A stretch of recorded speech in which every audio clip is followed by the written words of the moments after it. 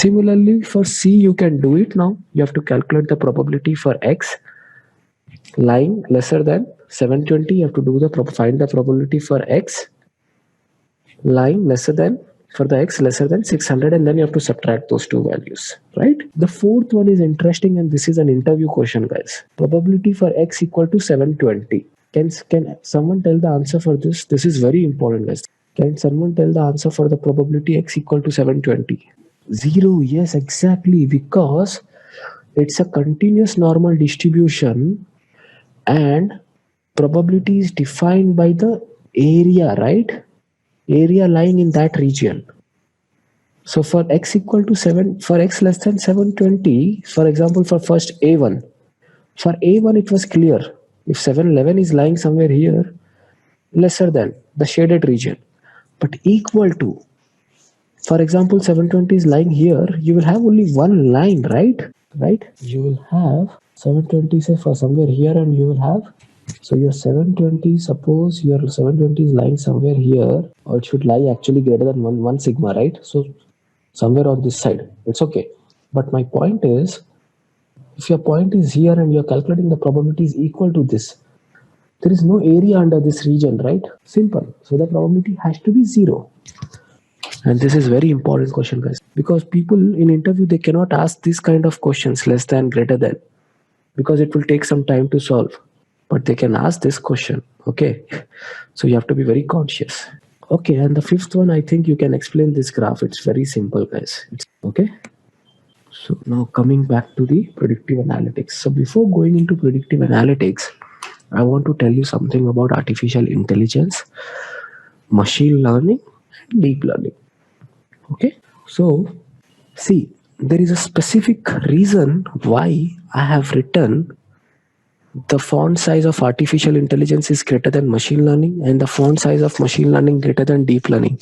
Can someone tell me what could be the reason why I have written in this font? See, I always tell you guys, remember, logical thinking is important. Apart from coding and the concept knowledge, you should also have logical thinking, right? Can you think what could be the logic behind the font size? Subsets? Yes, exactly. If this is my artificial intelligence, then machine learning is a subset of AI and deep learning is a subset of a machine learning. You remember from your school days, right? Subset is denoted by C, right? DL is a subset of machine learning. Machine learning is a subset of AI. So what is AI? What is artificial intelligence? It's very simple. A machine which mimics your human behavior. Anything which mimics your human behavior, for example, if you want to go and switch on the fan, and if a robot does it for you, then that's artificial intelligence. Okay, simple. No.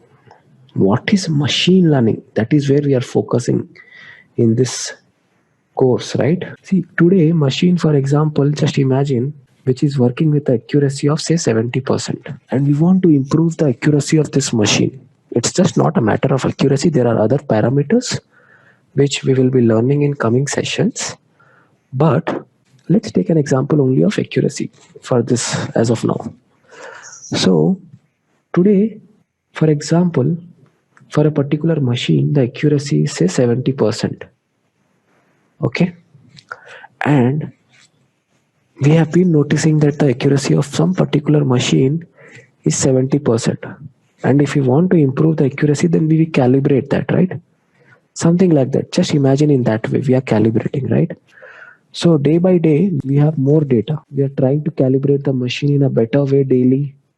We are trying to increase the accuracy of the machine learning on the daily basis. Just imagine in this way of that particular machine. Any machine, say Venturi meter. It's very simple, right? In our school, we have learned Venturi meter, right? So Venturi meter, we are trying to calibrate Venturi meter. Just imagine in this way, right? But this is what we are doing manually.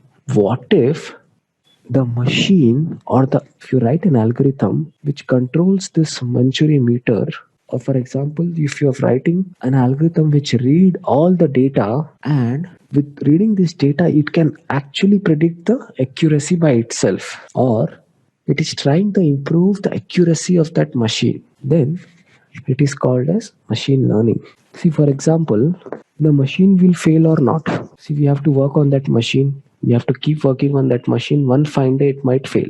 And then we won't be having a backup for that machine. But if we have an algorithm which predicts when will this machine fail, if we know that this machine will fail at the end of 5 years, then we can always have a backup at near whenever we are going, like we are reaching to that 5 year stage, we can arrange for a backup, right? So that is where machine learning helps us. In that way, we are not stopping our production. For example, we have different lathe machines, for example. Then in that way, we have the backup and then we are not stopping our production, right? Now, in deep learning is a subset of machine learning, okay? I don't want to go into deep learning as of now. As the name suggests, it's just a deeper method of machine learning. That means advanced version of machine learning. I don't want to get into that as of now, because first we will understand what is machine learning, because that's important here. So a machine is learning. How the machine is learning? The machine is learning with the help of the data. And by what algorithm? By some statistical methods. We are writing an algorithm so that that algorithm or that machine learns the data or get trained on the data and then predict the future for us. Okay, simple. Did you all understand this? The terminology which I'm using for machine learning? Please type yes or no. It's very simple, right? Please type yes or no, guys. It's very simple, right? A machine is getting trained with the help of some statistical methods by looking at historical data. Simple. So once the machine is trained on the historical data, we will feed some new data and we will ask the machine, in our case it is algorithm, we'll ask the algorithm to predict for this new data what could be the outcome. Simple. For example, I have 10 machines and I know for those 10 machines which machines are sustaining or which machines are failing. Then whenever I get a new machine, I will be having a lot of different input parameters for this analysis as well. But let's not go into that detail as of now. But by looking at all the different input parameters for that new machine, the algorithm will predict whether the machine will sustain after this amount of years or not. Simple. This is a simple terminology. See, the reason why I'm focusing so much on this one slide is this is very important. Okay, you should know what you are doing in coding. You should know what algorithms you are writing. You should know why we are writing the algorithms. Now, this is again machine learning. Machine learning is divided into supervised learning, unsupervised learning, and reinforcement learning. Supervised learning, unsupervised learning, and reinforcement learning. As the name suggests, in the supervised learning, supervision, right? For example, you have different images of different cars. Okay, you have the lot of images. You have lot of images for of different variants of vehicles: Mercedes, BMW, Porsche, Alto, Mahindra, something, so and so. Now, you are supervising those cars by looking at the image. You're telling the output for that. So, for example, the input is, say, image. Okay, let's say the input is image. And the output is, you are writing the output, you are labeling them as whether this is Mercedes-Benz, whether this is Audi, so and so. So there is a supervision of outputs on inputs. So whenever there is a new image of a new complete vehicle, the algorithm will try to predict whether this is a Audi or BMW or something else. Okay. So whenever we have an output, those kind of algorithms are called supervised learning. For example, in simple language, when you have the inputs as x1, x2, x3 and so on, and the output is y. See, being a mechanical and mathematical guy, I always try to give example in terms of mechanical and mathematical. So when you draw the graph, two-dimensional graph, if this is your x, this is your y, this is your input, this is your output. For example, this is your height, this is your weight. In most of the cases, weight is dependent on height, right? Or let's say what engine it is. For example, engine BS4 or BS5, I'm not sure, but let's say what engine, and then you are predicting the price for that particular vehicle. So this is your x, this is your y output. Now x can be x1, x2 and so on, okay? But price is our output. So there can be multiple inputs. The output is price. In unsupervised learning, there is no output as such. It's only x1, x2, x3, so on. And then you are trying to find some patterns out of it.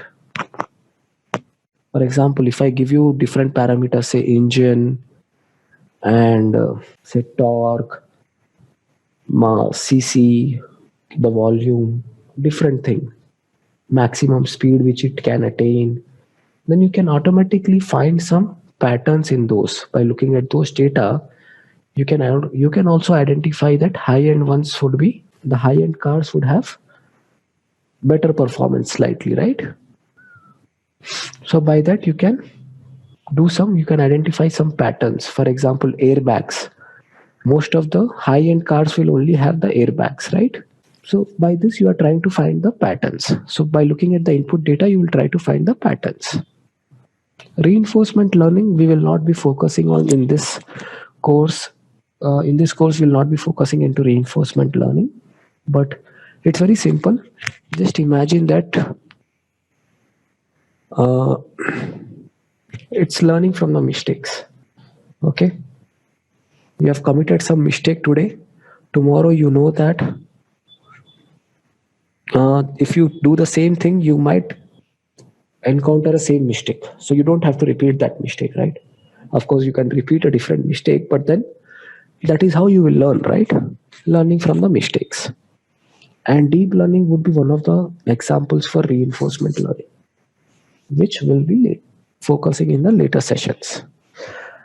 But will not be going into great depth of deep learning in this course. Okay? In this course, we'll be focusing more on machine learning. Okay, so this is very simple. I'll just give you one simple example. Classic. Before going into machine learning algorithms. So this is supervised learning, okay? It is hidden behind this stop share thing. So what I can do quickly is,